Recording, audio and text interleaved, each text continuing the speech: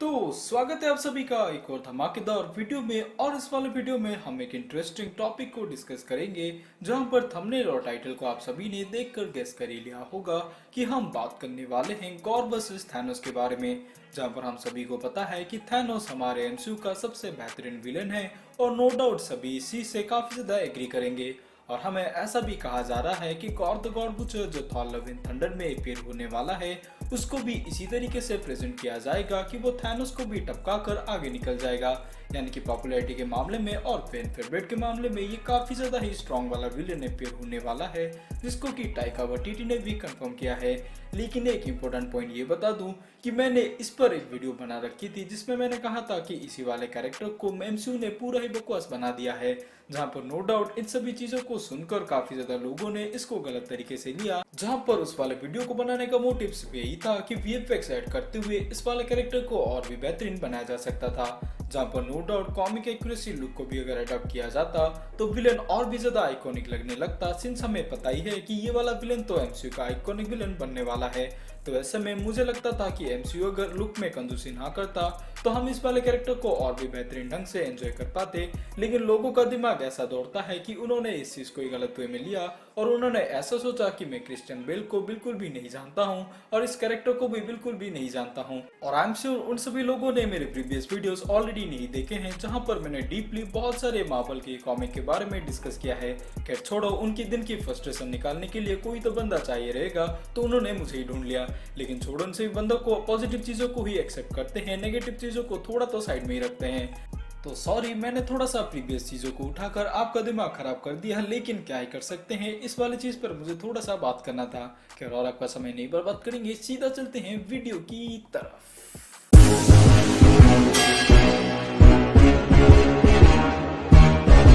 सबसे पहले इन्हीं दो कैरेक्टर के ही कॉमिक बुक ओरिजिन को थोड़ा सा डिस्कस कर लेते हैं, जिसके दौरान ही हम इन दोनों कैरेक्टर को और भी बेहतरीन ढंग से समझ पाएंगे। तो शुरुआत करते हैं थैनोस के साथ, जो कि हमारे मार्वल सिनेमैटिक यूनिवर्स का सबसे बेहतरीन विलन भी माना जाता है। और इसकी कॉमिक बुक हिस्ट्री पर ही जाए तो एलारिस इसके असल में फादर है और इसके ब्रदर के रूप में हमें एरोस को दिखाया गया है, यानी कि स्टार फॉक्स का कैरेक्टर, जिसको कि हमने इटर्नल के पोस्ट क्रेडिट सीन में ही देख ही लिया था। यही वाला कैरेक्टर असल में हमारे थैनोस का ही ब्रदर होता है, जो कि एक अच्छा किरदार होता है। और इससे ही याद आया कि थैनोस को भी कॉमिक बुक में इटर्नल तक बताया गया है और इसको डेविड सिंड्रोम के साथ पैदा किया गया था, इसलिए ही इसकी बॉडी नॉर्मल इटर्नल से काफी ज्यादा ही डिफरेंट दिखाई देती है। और शायद से इसी वाली चीज को भी मार्वल सिनेमैटिक यूनिवर्स में अडॉप्ट किया गया है, लेकिन पक्के तरीके से इसको कंफर्म नहीं किया गया है। लेकिन इसने जितने भी सभी कांड इसकी ही मूवी में करी थी, यानी कि इन्फिनिटी वॉर के मूवी में इसने जितने भी सभी कांड करे थे, उतने सभी कांडों को देखते हुए हमें ऐसा भी लगता है कि असल में हीरो ही था। जहाँ पर बहुत सारे थ्योरीज ऐसे भी चल रही है कि थानोस असल में एक हीरो की एक्टिंग कर रहा था सभी पॉपुलेशन को वाइप आउट करने के लिए, जिस चीज को और भी ज्यादा कंफर्म कर दिया गया इटर्नल की ही मूवी में। जहां पर एक शॉकिंग सी चीज हम सभी को ये पता चली कि अर्थ असल में मार्वल सिनेमैटिक यूनिवर्स में एक अंडा ही होता है, जो कि सेलेस्टियल के लिए एक अंडे की तरह काम करता है और इसके अंदर ही वो सेलेस्टियल सीड को बोते हैं, जो कि आगे जाकर इमरजेंस नाम का एक इवेंट को जन्म देता है, जिसमें कि एक सेलेस्टियल पूरे अर्थ को फाड़ते हुए बाहर निकलता है। तो इसी वाली चीज को ही लिंक करवाते हुए कहा जा रहा है कि थैनोस को इसके बारे में पहले से पता था और इसीलिए ही उसने पूरी पॉपुलेशन को आधी करने की कोशिश की थी। और इसी वाले सेम सी चीज को मूवी में भी ऐड किया गया था, जहां पर सलमा हैक के कैरेक्टर ने ही इस चीज को एड्रेस किया था, जहां पर उसने ये भी बताया कि थैनोस ने जब पूरी पॉपुलेशन को आधा कर दिया तो इमरजेंस असल में रुक गया था। लेकिन ये एक बहुत बड़ी टॉपिक है जिसको कि हम कोई दूसरी वीडियो में डिस्कस करेंगे। बात करते हैं इसके ही वेपन्स के बारे में। तो प्राइमरी वेपन के तौर पर कॉमिक बुक में और मूवीज में भी हमें ये बताया गया है कि इसके पास इन्फिनिटी गॉन्टलेट होता है, जिसमें कि 6 इन्फिनिटी स्टोन भी प्लांट हुए रहते हैं, जिसको कि पहनकर ये काफी ज्यादा ही पावरफुल बंदा बन जाता है। और बहुत सारे कॉमिक बुक में हमें ये तक कहा गया है कि एंटायर यूनिवर्स में जितने भी सभी बींग्स होते हैं उन्हीं सभी से ये काफी ज्यादा ही पावरफुल बन जाता है जब ये इन्फिनिटी गॉन्टलेट अपनी हाथ पर पहन लेता है। लेकिन इसमें एक एक्सेप्शन ये है कि जितने भी सभी कॉस्मिक बींग होते हैं वो इस वाले लिस्ट में नहीं आते हैं। खैर बात करें इसके एक और वेपन के बारे में, तो हमने मार्वल सिनेमैटिक यूनिवर्स में इसके ही डबल साइडेड स्वॉर्ड को भी देख ही लिया था, जहां पर इसके पास जब इन्फिनिटी गॉन्टलेट नहीं था तो इसी वाले अकेले स्वॉर्ड के दम पर ही इसने पूरी एवेंजर्स को नानी याद दिला दी थी। जहां पर हमें ये भी कहा गया है कि थैनोस के पास काफी ज्यादा ही अनइमेजिनेबल स्ट्रेंथ भी होता है, जिसका इस्तेमाल करते हुए इसने इन्फिनिटी वॉर की मूवी में हमारे हेल्थ को धूल चटवा दिया था। तो इससे ही आपको पता चल गया होगा कि ये कैरेक्टर कितना ज्यादा ही बैडएस है और इसके पास कितनी ज्यादा ही कैपेबिलिटी होती है। जहां पर इसने सिंगल हैंडेडली अगर पूरे एवेंजर्स को अपने हाथ की मुट्ठी में कर लिया था, तो ये बंदा इतने भी ज्यादा हल्के तरीके से नहीं लेने वाला बंदा ही लगता है। और थोड़ा सा कॉमिक बुक के बारे में भी बात कर लेते हैं कि इसने कॉमिक बुक में आखिरकार क्या ही उखाड़ा है। जहां पर इसने कॉमिक बुक में गैलेक्टस तक को हरा दिया है, ऑब्वियसली अपने इंफिनिटी गॉन्टलेट के साथ 2 सेलेस्टियल को भी इसने अकेले दम पर मार दिया है, मास्टर ऑर्डर को भी इसने अकेले दम पर खत्म किया था और लॉर्ड केओस तक को इसने खत्म कर रखा था,